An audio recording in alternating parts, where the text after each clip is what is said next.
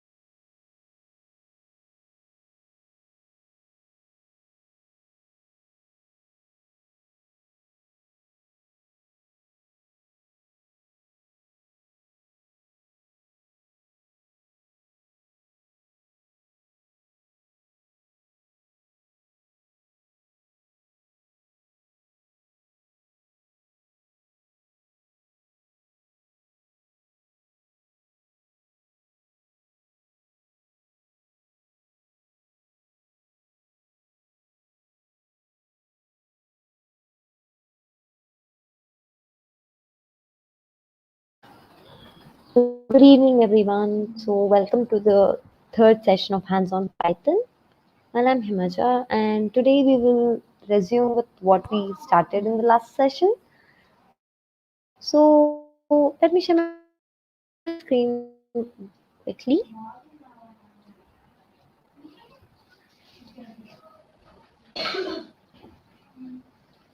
Yes, here we go.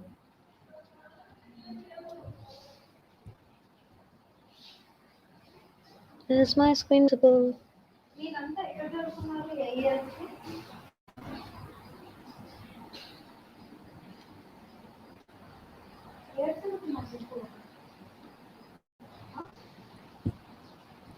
Okay, so we will.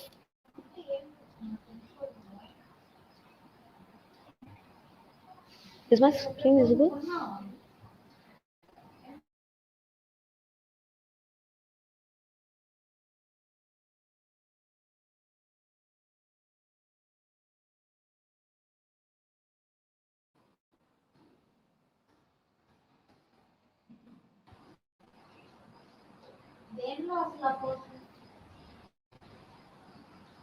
Okay, so once again, good evening, everyone. So, in the previous session, we discussed about string slicing, and list methods, and this is where we stopped in the previous session.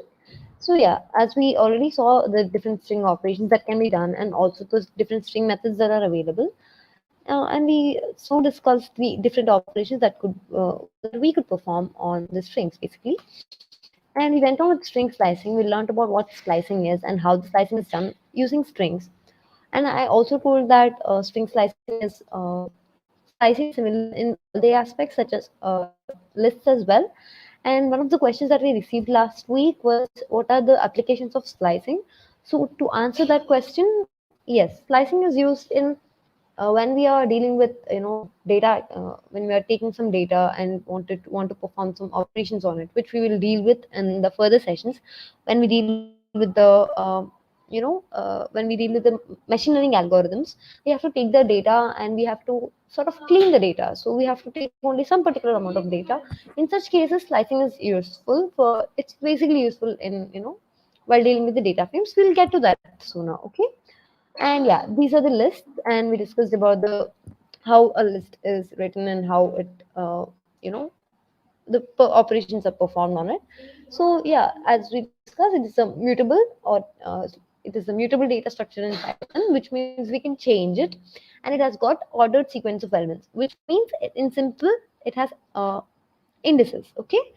And so we also saw how we perform operations on lists. And in today's session, we will be continuing with,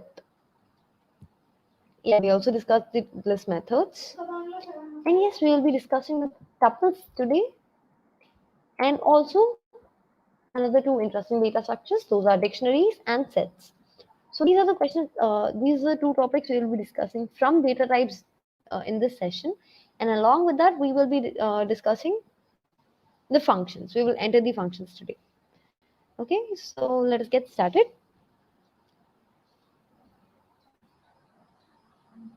Okay, so what are tuples? Tuples is a collection of Python objects separated by commas.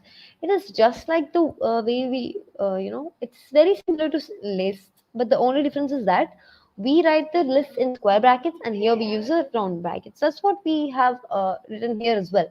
In some ways, a tuple is similar to a list in terms of indexing, nested objects, and repetition, but a tuple is immutable, unlike a list, which are mutable. So yeah, the major differences between lists and tuples is that syntactically, lists are defined with the square brackets, and these are defined with the round brackets. Another important difference is that lists are mutable, and tuples here, as we have mentioned, are immutable, which means once they are declared, we cannot modify them. Okay, that is one of the major differences between tuples and lists. Okay, so the syntax to declare a tuple is goes like this: t is equal to 1 comma hello 9.6. So I have written it in such a way so that it represents that we could use any sort of data. It doesn't confine to one data type. You can write an integer or a string or a floating point number, anything. Okay. Tuples do not allow modification. So yeah, this is one of the important difference. There are some important differences between tuples and lists from the interview point of view. So yeah, as I promised in the previous session, we will discuss that as well here. So tuples do not allow modification, and tuple supports variable length parameter in function call. What it is, we will see. Okay, tuples are slightly faster than lists. It is one of the differences between lists and tuples. When an interview, when you go to some interview, and the interviewer, if you have written Python as the programming language that you know in your CV, then definitely you will be asked questions from Python, right? You will be asked different sort of questions. And if he wants to just test your basic knowledge, your knowledge in the basics, then chances are that he'll ask you more about the data structures such as tuples and lists as well. So one of the major differences is, as we discussed, lists are immutable, lists are mutable, and tuples are immutable. Syntactical difference is that lists are defined between the square brackets and tuples are defined between the round brackets. Another important difference, tuples are slightly faster than lists. Why it is? This is an assignment to you all people. You could Google it, or you could some way find the answer why the tuples are faster than lists, and you have to give the answer in the comment section in the next class. Okay, and if you are unable to find the answer, if you couldn't find the answer, I will give the answer in the next session. Okay. Okay, and one more thing, lists are slower than tuples but powerful than tuples. Okay, this is also one of the major difference between lists and tuples. So to summarize, what is it? To, if you want to compare between lists and tuples, here it goes.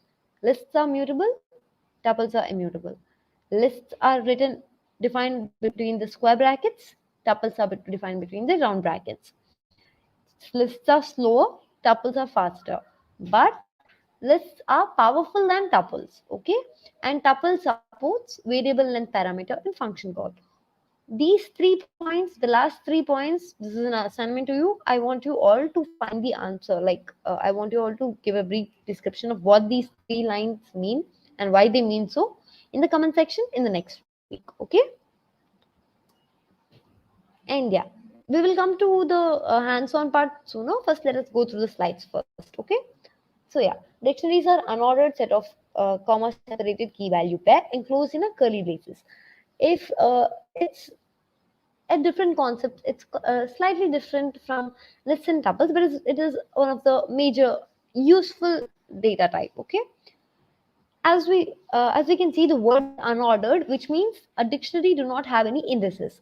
It is like a pair. Okay, they've got a pair of a key and a value. That is considered this example. Okay, d is equal to a. That is a is, if you do not enclose the a in a single single quotations, then that would mean a variable. We don't refer to any variable here. Here a is a character. Okay, like a is a string, so we write it in the single quotations. A, we mention a colon and 100, which means now here a is the key and 100 is the value. Okay, so now whenever you want to access the value of 100, you call it, usually if you want to write access the value of some value present in a list, we take the help of index values. But here we take the help of key values. Okay, how it is, we will see. And in a dictionary, it is something very important to remember. In a dictionary, a key must be unique. The value can and the value can be non-unique, which means you can't have two A keys in a given dictionary. We will see all of that when we come to the hands-on. Okay. A set is next we go to the sets. Set is an unordered and mutable collection of unique elements. Sets are written with curly braces, being the elements separated by commas. So now we may feel like these two are very similar. Both the dictionaries and sets are the same thing, but in reality they are not the same thing. If you notice, and even syntactically they are very different. In a dictionary we have a key and a value pair, but whereas in set we have a collection of unique elements. Okay, we are not talking about any key value pair here. They're just simply elements enclosed in a curly brackets. And the thing is that they do not have uh, any sort of indices. The only restriction with the set is that the elements have to be unique. be unique. Okay, even if they are not unique, if you we will let me show you that. Okay, let's get to that part. So here is an example. This is how they have to be unique, and how it is we will see.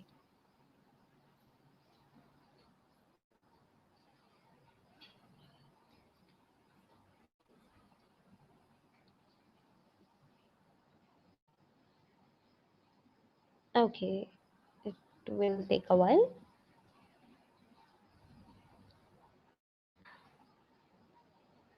If you have any questions, you can answer, or you can ask them in the live chat.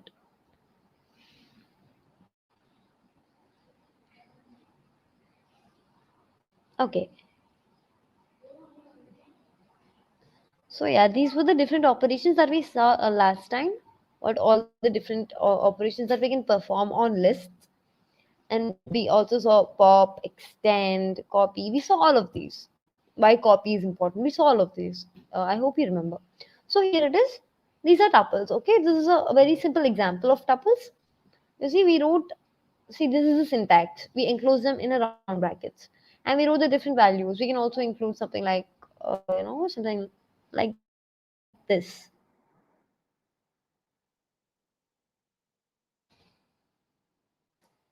Okay, you can write something like this. But if you take this and assign it to some value, like in the eighth index, what do we have in the eighth index? We have 1. But if you want to make the eighth index as something like no, something like 4, if you want to change the value of 1 to 4, something like this, it will throw an error. Tuple, because what is the type of error? Type error. The error's name itself is type error. What does it say? Tuple does object does not support item assignment, which means items once declared, you cannot modify them. Okay. There are many applications of tuples. We will get back to the applications when if we have any sufficient time by the end of this course. Okay. As of now, just try to remember tuples are the immutable data structures, very similar to lists, but the difference is that these are immutable. You cannot change them. Okay. But wait, as far as the data types are concerned, you can include any type of data types. There is no restriction there. Okay. I don't still throw another question. Okay. So yeah, and here we come to sets. As I told you, sets is an unordered pair of unordered data structure, and it will take values like this. Okay. This is an example. As you can see, I have repeated 1 4 times, 2 also 4 times. I wrote 5, 3, 9, 6, and 8. And if we print, let us see what we get. Okay. I don't know why it's so slow.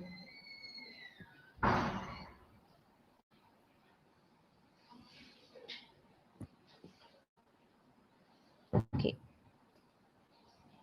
Yes, as you can see, we received as an output we got only 1, 2, 3, 5, 6, 8, and 9. Why is it so? Because as I told you, though if you give any repeated values, some elements which are being repeated again and again, if you try to print it, it will only take the unique values. By unique values, we mean that though the one is repeated 4 times, the one value is same, right? Like only one will be printed, and two, though it is repeated 4 times, we display it only one time. It happens internally. We do not have to do anything explicitly. Okay. And these are some operations that we are performing on sets. One such operation is this else dot remove one. So what we are asking for the interpreter to do is, no matter how many ones are there, just remove them. Here we are not giving any index. It is the value. Okay. We are giving the value. It's not any index or something. Okay. Let me write it here in comments.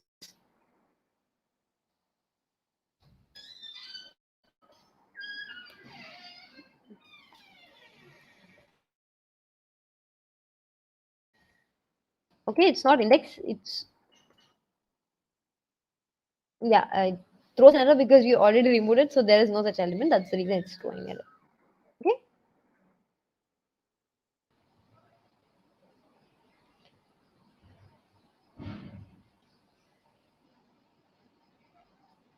Yeah.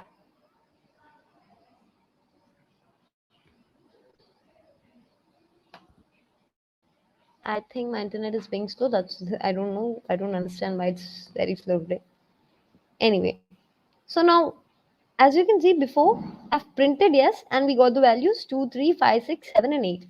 Which means what whenever wherever we have the values 1, all those values are completely eliminated. Because here we are not referring to any index number. As I told you, sets are unordered, so you do not have any sort of indexing there. Okay. Of course, it will throw an error because we have been interrupting the kernel. Okay. So if you print it, yeah, that's what it shows. And now yes2 is equal to 1539. And now I'm updating yes. What is yes? This is yes. Now I'm updating yes with yes2. How am I doing it? By using the method update. Okay. And by update it's just nothing but you just append it. And if you notice one more thing here, I have written everything in not in an ascending order or descending order. I just wrote it with any without any order, like 1, 2, 5, 3, 9, 6, 8. But it when we got the output, it is in a sorted order, right? So that's one more thing that we have to notice here. And even here, we wrote 1, we wrote 5. 5 already exists in yes already, and 3 also exists. Like it means it has got duplicates now. But still, when we print it, we just have it like a without any duplications. Okay, that is something unique about sets. And we can make a set into a list by just using the keyword list. Okay, like L is equal to list of yes and print L, and you can see it's written in square brackets indicating that now L is a list with the values or elements of that of yes. Okay, of that of the set ts. And yeah, that is it about sets. We do not have much about it. Okay, and if you want to explore more, you're more welcome. You can reach out to us directly on our WhatsApp groups. Okay, you can mail us or you can call us or anything, any way you're comfortable with. Okay, we'll go dictionaries now. Let me go back to the slide once again so that we can just quickly check what we discussed in dictionaries. So yeah, dictionaries are unordered set of comma separated key values, key value pairs enclosed in curly braces. Okay, so I'm sorry, you're not supposed to see that. Okay, so yeah, dictionary is D is equal to 1 comma A, sorry, 1 is to A, 2 colon B. Now, if you see, we are checking the type, we are printing the type of the variable D. It is a of value dict. What does it mean? It means it's a dictionary. Okay. And now we are printing D, which means we are just simply printing the value. Okay. And now, how do we access it? We access it like this. D is equal to hi 1 hello. We are assigning some list to it. Okay. You can assign anything. Something like this. Now, this hi is one key. Now, if I try to write something like hi is sorry, not is equal to colon 45, something like this.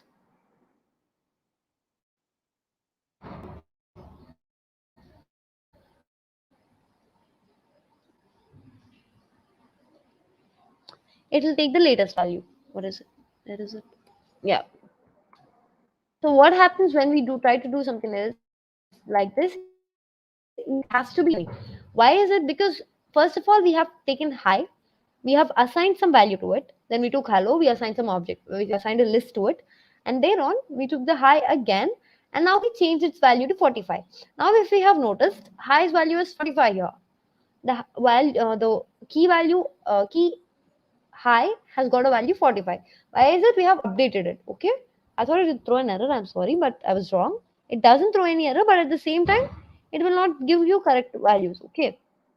Now we have written b namaste is equal to 4,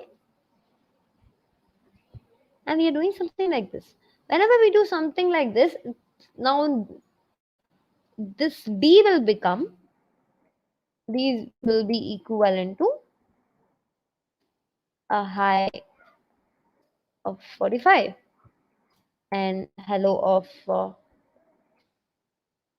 much is it? Yeah, it's a list 2 comma 3 and namaste of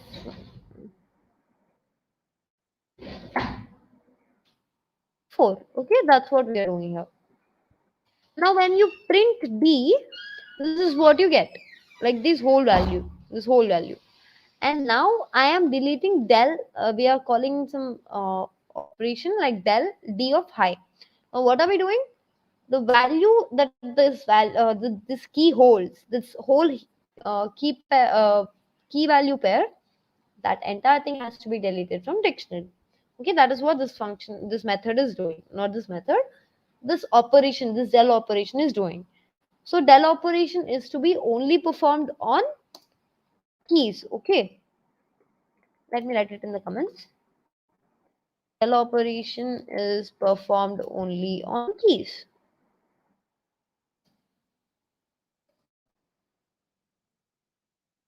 Okay, hope it was clear so far. If you have any questions, kindly ask me in the comment section. Okay, and yeah, now what am I trying to do? I'm trying. You can declare something like this, or else you can write it like this also.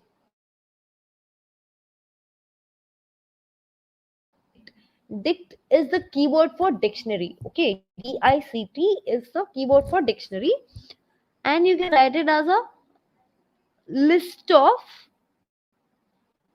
objects. What are those objects? Those are tuples. What do the tuples have? The first one will tuple will have only two values. Okay, inside it. What are those? Now this one thing is a tuple, and the first one will be the key, and the second one will be the value. Okay.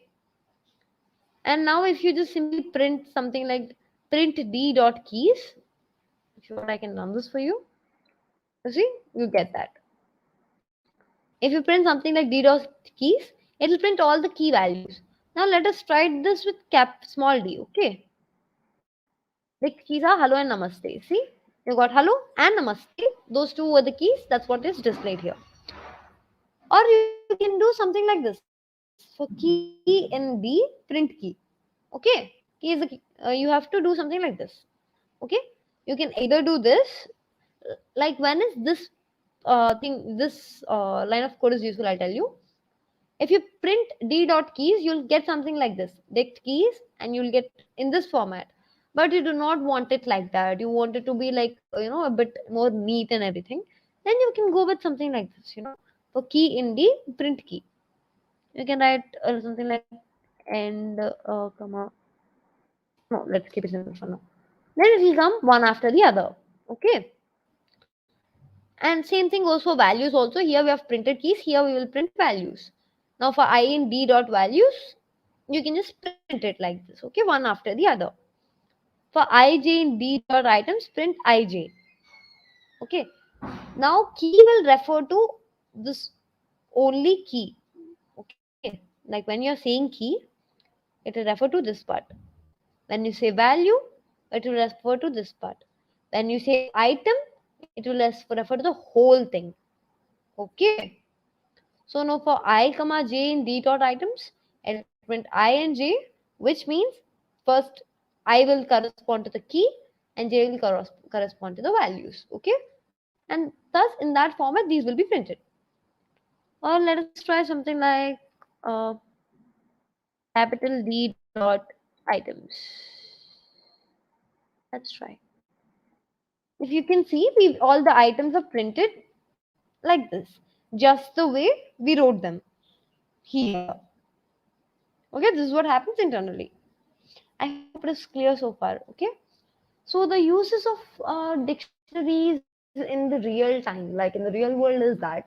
Now let us consider something like this. I wouldn't say we'll use dictionaries only exactly for this, but here is some relatable example. Now let us say we have some students in a class. Like yeah, we have a class. We have students.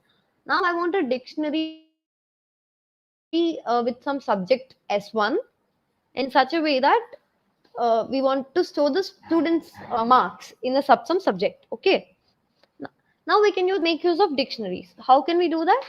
We can take the key value as the student's roll number. Why is it? Because the student's roll number is always unique for each and every student in this college. In any college, they'll have their own roll number, right? So every student will have a unique roll number. So the keys won't be repeated again and again. This problem of rewriting won't happen. So we'll choose the keys as the roll numbers, and we can assign the marks to as the values, the corresponding values. We can do that, right? And we can store all of them in a dictionary. Okay, this is just a simple example of where dictionaries can be useful in real life when you want to uh, relate it to the real world. Okay, this is one such example. So with this we come to the end of structures, the basic ones, the inbuilt data types, all the inbuilt data types. Okay, I hope it has been clear so far, because now we will move on to the functions, which is not a difficult topic if you're familiar with C and or any other programming language. It will do. Any of the programming language will do. Okay, you would be familiar with it, with the function. With that, we will go on to the move on to the functions. Okay.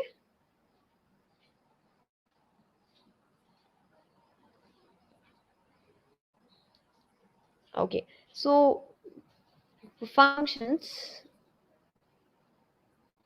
this is today's part. So here is our agenda. So the things that we will be discussing in today's class, those are the basics, the arguments, like how the arguments and functions work, and returning values, default arguments and keywords, and local variables. Okay. So these are the things that we will see in the today's class. Okay. And that will finish the functions today. So what is a function? So if you want to give a textbook definition, or if you want to answer somewhere like in a professional manner, so this would be a definition for it. A function is a block of organized reusable code that is used to perform a single related action. So let's break it down so that we understand the definition of function in a better manner. Okay, am I being audible enough? Okay. So yeah, so function is a block of organized reusable code. So let me take till the block of code. Okay, let's first go with that. Function is a block. You see, in Python, what happens is, as we have already told, everything. Let me just open something that we have seen before already, so that it wouldn't be so confusing.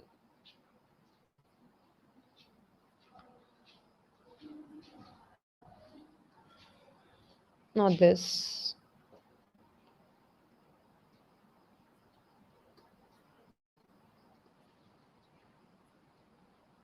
Okay, let it be. I just didn't find anything suitable. I'll just go with this only.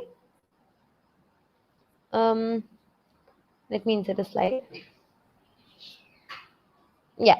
No, I already told, like, if we write something like some if block or something, everything that we write will get an indentation, and everything under that indentation will be a block of code, which means all this set of lines of codes will belong to that particular if statement. Okay, like something like this. If you write something like if and some condition, and you write something, you will get some gap here with some indentation, some block of code is written. And if you follow the same indentation and you write something, not only printf statements, anything, any some random operation, some operations, now all of this is said to be under if block. Okay, this is a block, which means some collection of lines of code. Okay, to be simple. So now what is a function? Function is a block of, how is that code organized? Not something like I wrote here, like something in random order. It's not that. It's some organized code, reusable, which means a function is something, it performs some specific task. See, you can see here that is used to perform a single related action, which means you can perform some uh, a particular action And once you declare that function, you can use it anytime. It can be used over and over again. So thus the word reusable. Okay.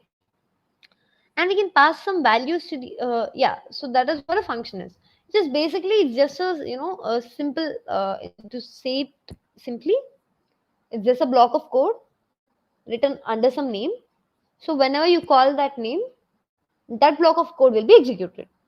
Okay. How it is and how that is achieved, we will see. Okay. And second point, we can pass some values to the function and get the return value from it. Like you, how we will see more about this in the next slide. Okay. What are functions? Why are functions important? So why do we have to learn functions and what is its use? Let us see. Now let us say you are writing some, you are calculating the marks for the average total and average marks of some 100 students. Okay. Now you can't keep writing the uh, sum and average for like 100 students, right? Like 100 different times, you can't do it, right? It's really stupid, like doing it over and over again. Or else if you want to, it's so laborious to write all of that over and over again. So instead, if you just simply you if you want to print the details of 100 students, you have to write it over and over again. It will be difficult. So you can, what you can do is, you can write it under a function. Let us say sum is equal to some marks m1 plus m2 plus m3, and average is equal to the total sum by 3. And then you can print there and there, then and there itself, like uh, sum is equal to so and so, and average is equal to so and so. Okay. You can do something like this, and you can simply call that function in a for loop. You see, now it is okay since it is just sum and average. Now let us say you're dealing with some some really good project. It's a very big project and you want to do it.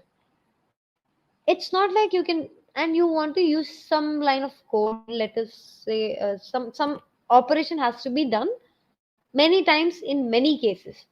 Then you can't sit around and use the same operation. You can't keep writing it. It will make the code very lengthy, and also it becomes very difficult to read, and also it will be very laborious, time consuming. So what we can do is we can use functions. What are its uses? Simply we can say three uses. MRA, what are those? Modularity, makes a huge problem into small chunks of problem. Like as I told you, calculating the sum and the average, you can make them as two different functions. And whenever you want to call the first, whenever you want to add some things, you can call the sum function.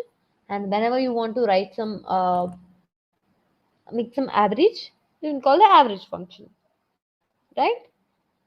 If not this, you can write something like, to take the input, you can to take the input from the user of the student details, you can write a function. And then to display the outputs, you can write another function. So in that way, because you don't have to keep writing printf statement all over and again, you can just simply declare it once and can keep reusing it. Okay. Yeah, that with that we come to the next point, reusability. See, once a function is defined, it can be used many times. Instead of the word used, I'd rather say called, which means you have to call the function, you have to invoke it. Okay. So, and with that is one of the major uses of functions. And the third one is abstraction, which means we can use the functions without worrying about their internal working. Now, let us come back to the same function. Okay, uh, the same analogy, like the same thing. Sum. We have to calculate the sum of the students.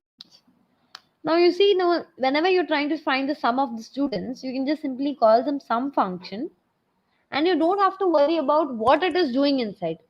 Now, let us say you want to find the factorial of some number 6. Okay. Now, you write up some function called factorial and you define the function, whatever the logic is required to find factorial. And now, whenever you want to find the factorial of something, let us say 6, you can just simply call the function factorial with the argument 6 in it. right? You don't have to worry about what is happening inside, how the code is working. You don't have to worry about that. You can just simply call the function and the rest will do its job, right? So that is one, like what is happening inside. You don't just have to worry about it. That is the level of abstraction. That means the details are being hidden, unnecessary details. Okay, what is happening inside is not required. As a user, what do you want? You just want the some function to calculate the factorial. How it is doing it, it's not our job, right? So that is one simpler way. Yeah, and we have built-in functions in Python.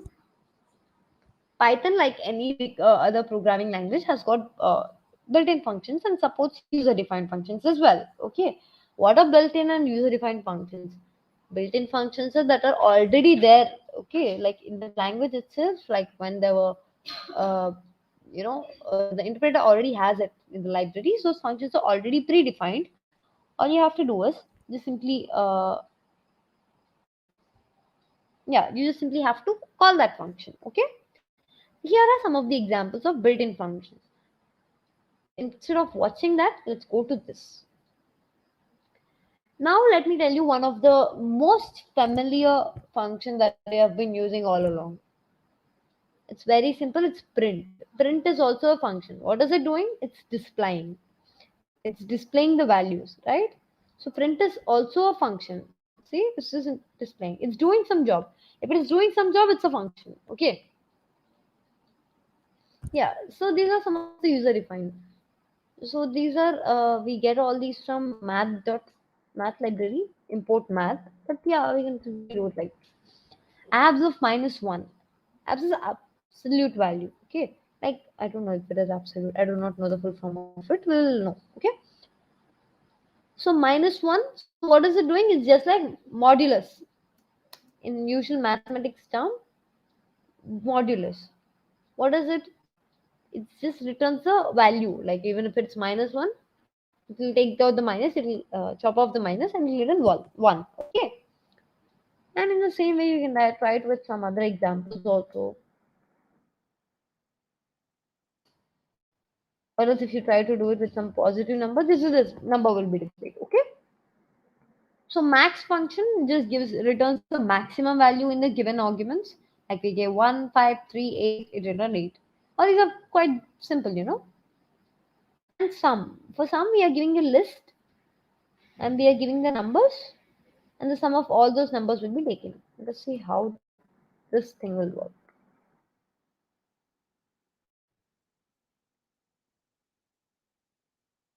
Okay.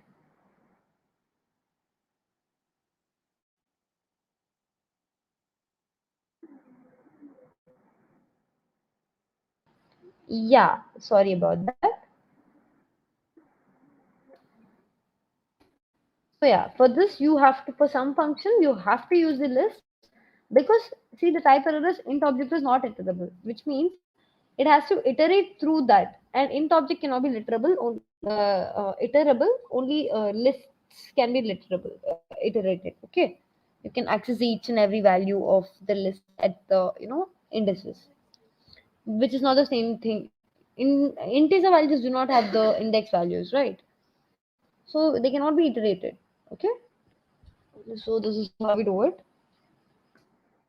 And for the sum function, you have to call them inside of a list, or else you can define some list like this and then call this sum function on it. Now let me tell you, whatever the numbers that we are giving here, some values that we are giving here, these things are called as arguments or parameters. Okay, they're nothing but just simply the values that we are giving on which some operations will be performed. Okay, that's it. That's a simple thing. That's what arguments are. And now the sum is returning some value, right? Now if I say R is equal to sum of L, then this whatever the sum value, it is stored inside R, which means now sum is returning some value. Okay, so sum has got some return type, which is integer. Now I want to print R. It will print the value that is returned by the function sum. Okay, and those function power, the first number will be the base. next number will be the exponent. Now this is equivalent to 2 to the power of 3. Okay, it is 8. And now round value is, it just simply takes the round nearest value. Okay. Now if you say 2.6, it will give 3. 2.5, it will give 2. Now it can ask you some question like, why is it so? Like even for round 11.5, it gave 12, and for round 2.5, it gave 2. It is because of the scientific notation. In I think we have all studied this in our intermediate. In the first year of physics, we learned this. Like according to scientific notation, what happens is, if we were to take the round figure of a value which has got zero point 0.5, if it is less than 0.5, it's quite simple. Like it will go to the lesser value. If you give zero point 0.6, then also it's quite clear it will go to the above value. Now what happens when we give zero point 0.5? Which one would be rounded to? So for that, we have to check the the left number, like the left part of to the decimal number, like the integer part. If it is an even number, then it will round off to the lower part. If it is an odd number, it will round off to the next higher number. Okay, now let me check that from minus 2. We'll get minus 2. Minus 11.5, we'll get minus 12. Okay, this is how this thing works. And as I told you, I'm sorry. So for this, math module is not required. Here, if you see, we are importing the math module, what it is, how it is done. When we discuss the libraries and modules, then we will go dive in deep with that. But for now, just remember, if you want to use functions such as ceil, floor, logarithmic, or square root, or something like that, now you have to import the math module. How do you do that? With import math. That's it. See, it's quite simple, right? You don't have to remember like tons of things. Like if you want to do something similar in C++ or Java, it's a huge process. Yeah, not exactly huge, but in Java you have to write something like import Java dot util dot something like that, right? Something like that. Which is not the same case in Python. It's quite simple. Okay. So yeah, math.ceil. Ceil is nothing but no matter what the number you give, it will go to the next number. Unless it's an integer. If you write something like 2.0, also it will work. Okay. But if you write something like 2.1, if the point after the decimal, the number after the decimal point, if it's not 0.001 also, it will round off to 3. Okay. And math.floor, like even if you give 2.9 also, it will take the only in this integer part. Okay, something like this. And if we take, yeah, first let me run this. 2.9 will take the lowest part, like the lower number of this number, not 2.9. It wouldn't round off. See, ceil, floor, and round off, they are not similar. Okay, they are similar, but they are not the same. Okay, so the math log, it just performs the logarithmic operations. Okay, so like let me see, log 2 to the base 10. See 3010. So what happens is, it is equivalent to log log 2 to the base 10. Okay, that's how this thing works. And square root, pretty simple, as we know, square root is of 25 is 5. So okay, but if you try to give some negative number, it will throw an error. Why? Because square root, it always has to be a positive number, because square is always a positive number, right? You can't, there are no negative squares. Makes no sense. Okay. And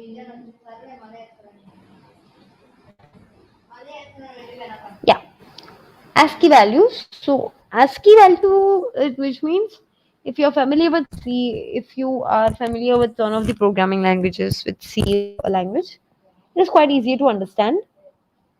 ASCII values are like, every character is given some ASCII value. Every character, every alphabet, every, even the case sense, even if the capital letters have a ASCII value, and the lower, smaller alphabets also have an ASCII value.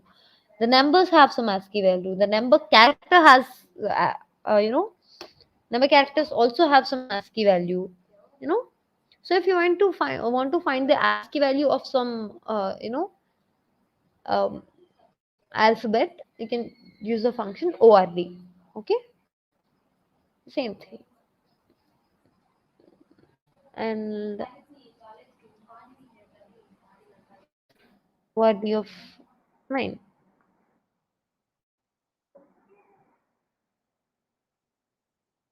Numbers are to be given as characters. Okay, and yeah.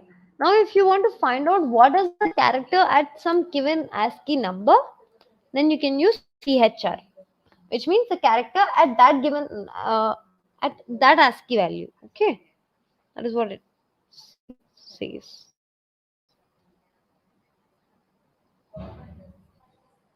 Okay, and it is not exactly needed. User defined functions, yes. Let me just a minute. I'll I'll be back just in a minute.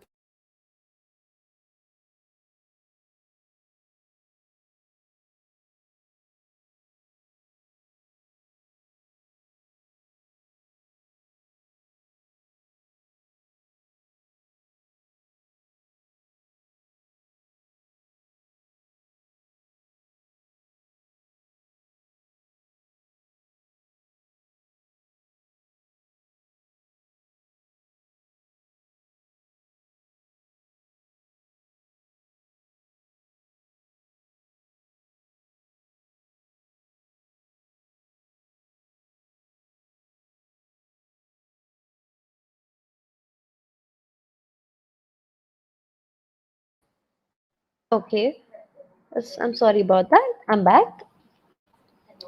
Yes. So we'll move on to the user-defined functions. What are user-defined functions? See, it's pretty simple. The name itself suggests. What is a user-defined function? The user, we as the programmers, we ourselves define the function to our convenience. Okay. How do we do that? Like this. This is the syntax. Def is the keyword. Okay. Def is the keyword. Whenever you're writing def, the interpreter will understand like you're trying to define some function. It will understand that. Okay. This is something that you need to remember. And then you give some function name. And if there are arguments, you'll pass them. And then you write the lines of codes. What are arguments? Some values that we pass to the function so that some operation can be performed on it. Okay. Yes. So let us check some user defined functions. Yeah. So hello, print hello folks. Okay. I wrote something like this and star 5. Now what does this mean? I told you before also while dealing with strings, like when you're performing some operation like this, which means you want that string to be repeated 5 times. Right? Yeah. So I define the function like this, and then I need to call it. Okay, I need to call it. Unless I don't call it, it won't be printed. Let me show you that. Okay, see here it showed a number here. Okay, see it won't run.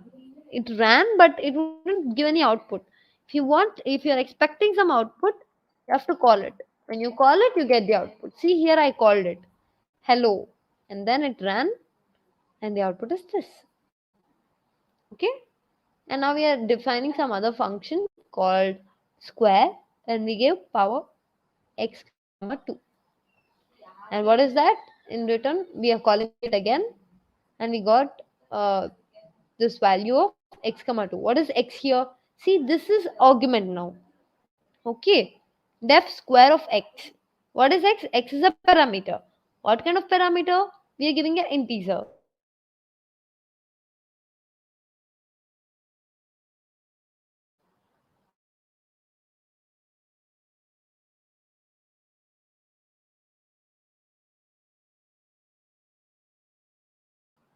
Okay, did I lose my audio? I hope I'm audible. I hope I'm audible. Okay. Yeah. So I'm moving on. Yeah. So here I'm giving an argument x comma 2. What is x? The argument that we will be giving. Okay. This is some arithmetic operation, right? So whatever number that we give here, it has to be some uh, floating number or something, but not some. If I try to give something like a string or something, it'll throw an error. See, unsupported operand types, yes, for power operation, right? You can't. It makes no sense if you're trying to assign some power to, some string. So make sure how you're defining your functions and what kind of values you are passing. 6.8, you get the value. Okay, something like this. And these are some different types of functions that we can write. And the return types, yeah, we did not discuss this. Now you see in this function itself, we did not. Am I audible?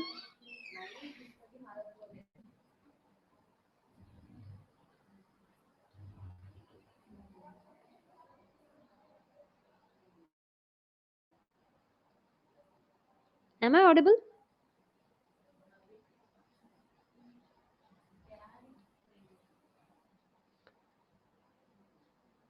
Okay, let me just move on. I'm sorry if there was any inconvenience. Okay, so yeah, so we are defining. If you see here, we are defining the function square and we are printing the value itself. Now, what if I do not want it to be printed? Now, let me say I want to write something like uh, I want it for some other purpose. Okay, I don't want the square value to be printed. Now, if I call square function, what will happen?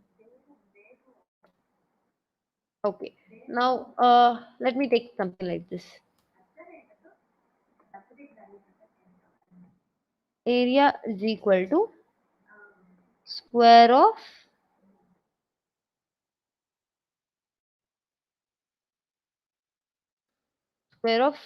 5. Okay, now this area, if you want to do something, you want to perform something on this area again, some operation has to be performed, and I want to assign it to this. I don't want it to be, I'm sorry, I don't want the area of the the value 5, the square of the value 5, to be just simply printed. I want it to be stored in some value. So how can I do it now? If I try to do it,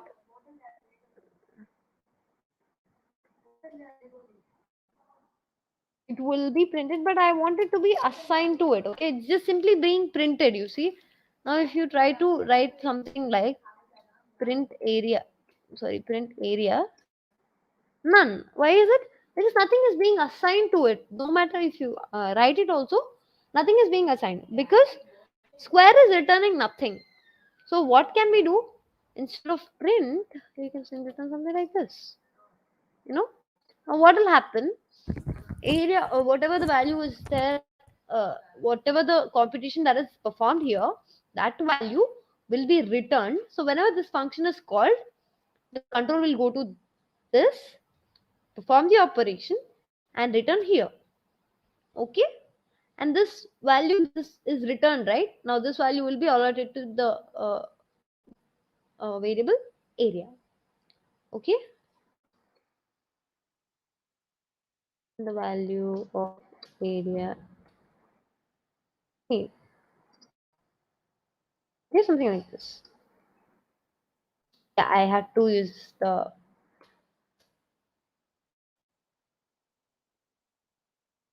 I'm sorry. I need to use that string formatting, but for some reason I keep forgetting it.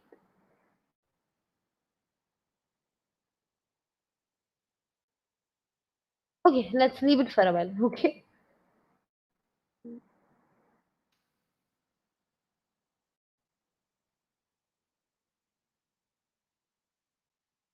Okay. Something like this. Okay. Yeah. So this is some things. These are some ways of doing things with function definitions. You can define your own functions and do it according to your convenience. Okay. And yeah, you can also create some null functions, which means you just do not have to write any code in it. But if you just simply leave it like that, it'll throw an error. Why is it? Because it expects some block of code in it. But if you do not have any block of code, when you're doing projects, it usually happens like you take up some part of code and you do not have the necessary amount of information required to write that code, to write that function. It happens, when you do some projects, you'll get to know. So in such cases, you have nothing to write in that function, but you have to define that function. Okay. In such cases, what you can do is you can just simply write pass in that. Pass is a keyword, one of the 33 keywords that Python has. Okay.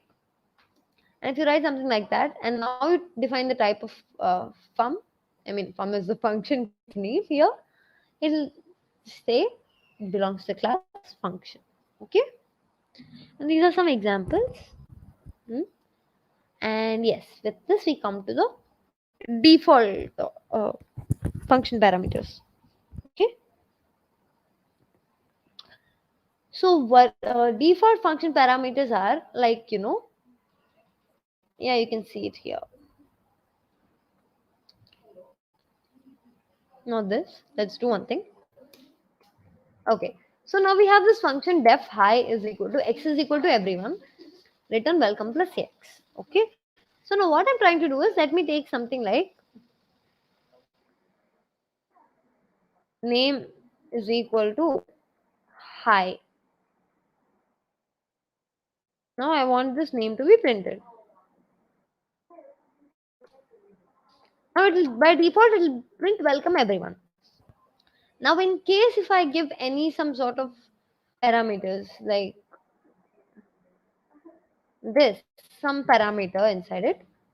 Now if I try to run it, you can see it says welcome folks, which means if no parameter is given, usually like what happens is if you declare some parameter, see, let's do it this way. You can simply write it like why do you need too many things, And if you write something like this and if you call the function without any parameters, it will say hi parameter is missing one required positional argument x, which means you are supposed to give some parameter to it, but you did not give. Okay, that's what this means. But instead of doing that, we can do like this. Like default, if no one gives, if the user doesn't give any input, like if you're not giving any argument, just simply print everyone. If he is giving some argument, print that. That's it. Okay. This is what happens. This is the default parameter. Okay. And now we have key value. Okay, let me take some. Okay. We have some key value parameters also. Okay.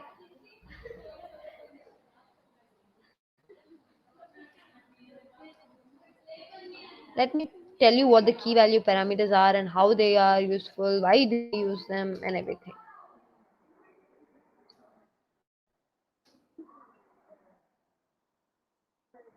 Okay. So we'll define some other function. Func one of name, college, roll number. Okay. Sorry.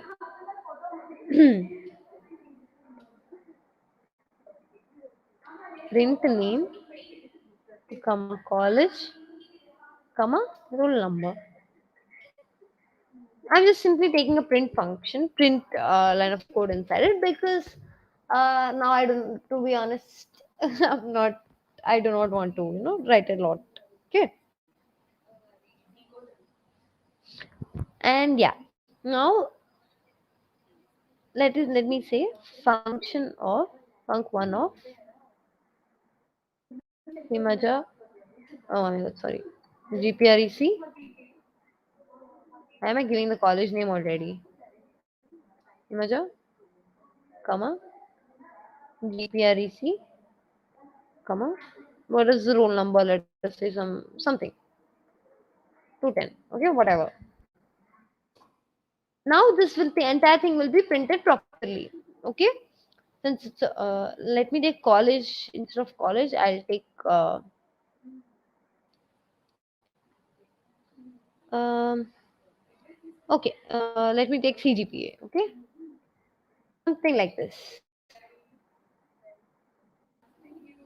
Okay. Now I take college is equal to CGPA divided by 4. For some reason, don't ask me why I'm doing this computation. I don't really need it, but just to show the example. Okay. Now let's say 9.6. Okay. If I want to print it, 9.6 divided by 4, that is stored in college, that will be printed. But like, what if I forgot the sequence? Like, first you have to write your college name and then CGPA, then roll number. Now let us say I forgot that. I did not remember how to do that. So first I give my CGPA and then I give them my number, sorry, my name, and then some my roll number. Okay. Let's do something like this. It will throw an error. Why is it? Because I am trying to divide the string. See, now what happens? 9.6 will be stored in name, CGPA, Himaja will be stored in CGPA, 454 will be stored in the roll number. So in college, what are we doing? College is equal to CGPA by 4, which means Himaja by 4. Himaja is a string type. Then how can we perform the division on it, right? So that's why it will throw an error. So now instead of that, if I write like, then CGPA is equal to, the CGPA must be whatever the arguments we wrote here, now the same things has to be used here also. Okay. Now if I do something like, again, name is equal to Himaja, and then roll number is equal to something. Okay. If any 454 roll number people are there, don't kill me. Okay. Yeah. Now this works perfectly well. So now what are we doing? See, it is okay just because we are using 3 arguments here. You can remember it: name, CGPA, roll number. But let us say you're dealing with some function which has to take some 10 arguments. Like, now we have name, CGPA, and roll number. Now these are 3 arguments. Now let us say there are 10 arguments like that for a function. That time it will be confusing to remember what has to be written and how it has to be written. It will be a lot of confusion. So to avoid that confusion, what can we do? Whatever the parameters are there, arguments that we are passing here, those names in function call, like whenever you're calling the function, you can do something like this. But if you write something like Himaja here, now what happens? No, not Himaja. No, let's say Jhansi. Okay. Non-default argument follows default arguments. Yeah, it has to be written at last, right? I'm sorry. Sorry. We have to first try the, yeah, right? Like, what will happen? Now, in case if I didn't give this, sorry, not like this, yeah, it'll be Jansi by default. But if I'm writing some, like, what is the difference between default? Default is that if you do not give any value in the function call, then it will go for the default value that is defined in the function definition. What is key value? It is used in the function call to, give the correct corresponding details to the correct parameters. Okay. I hope I was being clear. Okay. And one more thing to remember: whenever you are taking in function arguments, whenever you're taking like this, you have to write this is default argument, right? this has to be written at the last. Okay, kindly keep that in mind. What will happen if you don't write? It will throw an error. Very simple. Okay. Yeah, where is it? Name is equal to Jhansi.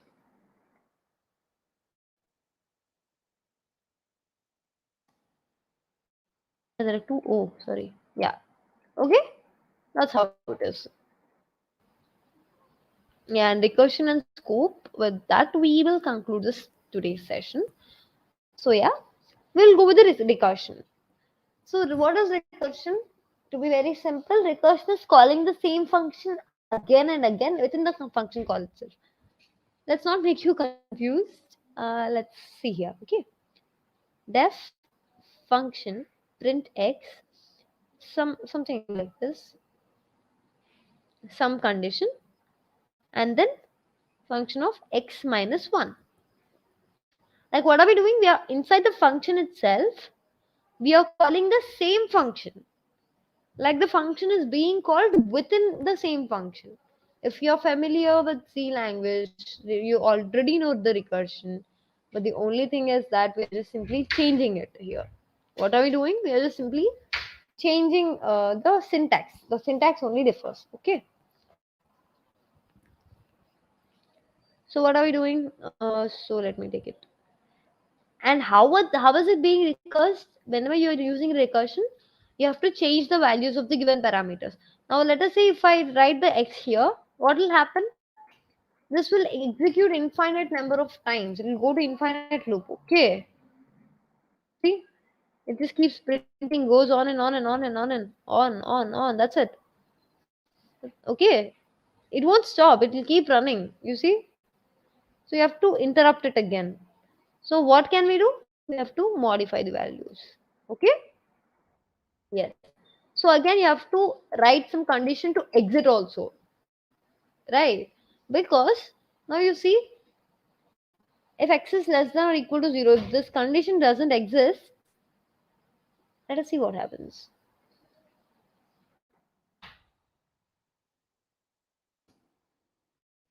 Eight. Okay? 8. See, it's going on till the negative also. Like there is no stop for this, na? You have to put some end condition. So we put some end condition like this, and so we say 9. So it will go on till 0, and 0 is printed. And yeah, that is the end of it. Okay? So this is how recursion function works. Okay? And then scope. Scope is just a very simple concept. Yeah, we can. If you see this example, you'll understand. Yeah, like the variables. Whenever you're declaring some variables within the function, then those variables can be used only inside the function. Okay, like how I mean it here is, mm, okay, let me take it here. Okay, like now def function with some value 8.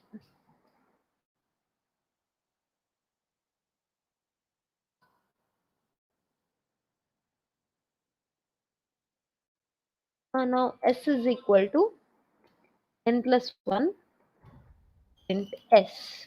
Okay. Now if I call this function, this will work. Okay. Now if I try to write it like, how can I say, like something like, if I try to write something, wait a minute, print s. Now s belongs to this particular function, right? Now if we try to print something like yes, it will throw an error because there is no such variable at all. Why is it so? Because yes belongs to this function. It is defined only in this. Like once this function is over, its lifetime is done. That's it. Okay. Like function 8. See, 9 will be printed, but print s won't be executed. Why? There is no such variable as s only. Yes exists, Where does it exist? Its scope is only in the function. Okay. Now this kind of variables are called as local variables. Okay, they are local to only that particular block of code. Okay, and yeah, and but here yes is global. Why is it so? Because we are taking it outside the function. We are taking some input and we are defining it. So that is the reason s is global here. Okay. Now let us say we have a condition where both global and local variables exist. So in such a case, first of all, local variables will be given the most priority. Okay. Now you see here we are taking yes is equal to high. Yeah. So we are defining a function fin and we are taking print s. Yes is equal to yo print yes. Yes is high and we are printing this yes. Okay. Ignore this for a while.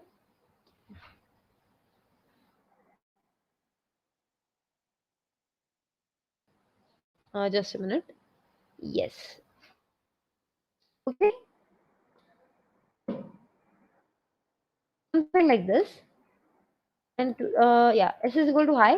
Print yes. We're doing that. Yes will be printed. What happens after that? In this case, it shows an error since there is a separate variable declared inside and that gets the priority. Okay. As I told you, the function, the variable inside the function gets more priority. The local variable gets more priority, right? But inside the local, inside the function, yes is declared. But when is it? Where is it declared? This printf statement after that it is declared, right? So now when you try to print yes, it will wonder where does this yes come from. I do not know any such type of yes, because why is it yes is local to this also and global also. So in that case it throws an error. Okay, see local variable yes is referenced before assignment. So here this particular yes, it refers to the local variable. Okay, why? Because we are using a local variable. Okay, so that is it. That is how the global variable and the local variables are. So with this we complete our session on, I'm sorry, what's wrong? Yeah, yeah. So with this we've finished our functions. Okay, we finished the basics of Python with this.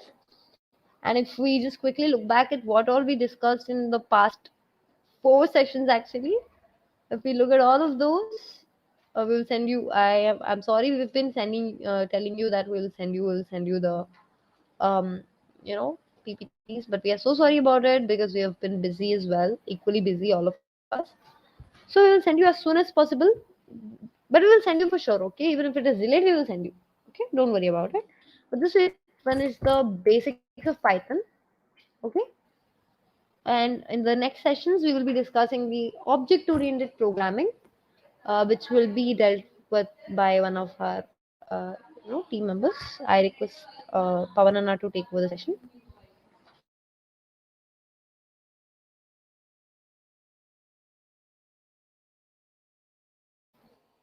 Pavanana.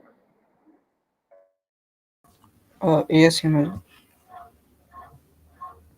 Yeah, so with this we finished our basics of Python. We covered most of it.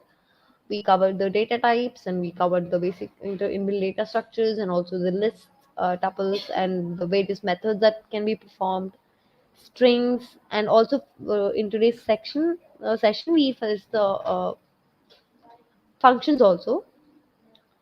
So with this basics are done, and we will further be moving on with the object oriented programming concepts. uh, I think Pavanana, are you there? Yes, Himel. So yeah, uh, in the further sessions those object oriented programming concepts will be dealt with us by either Pavanana or Varshini Akka. We will let you know about that soon. And I request Pavanana to take over the session. Yes, thank you, Himachal. So from next session onwards, we will be covering OOPS concept. So please try to attend the session because its OOPS concept are very important in Python programming language. Okay, and we'll post the material by this weekend. So no need to worry about that. We'll post in our WhatsApp groups. And if you have any doubts, you can ask regarding today's session.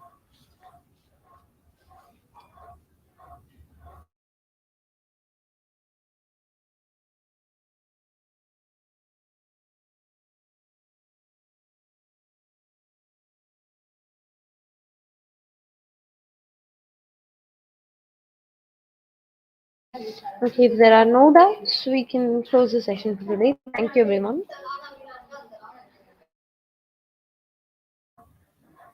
Okay, thank you guys. Thank you for attending the session.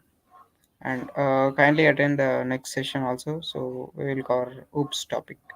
Thank you.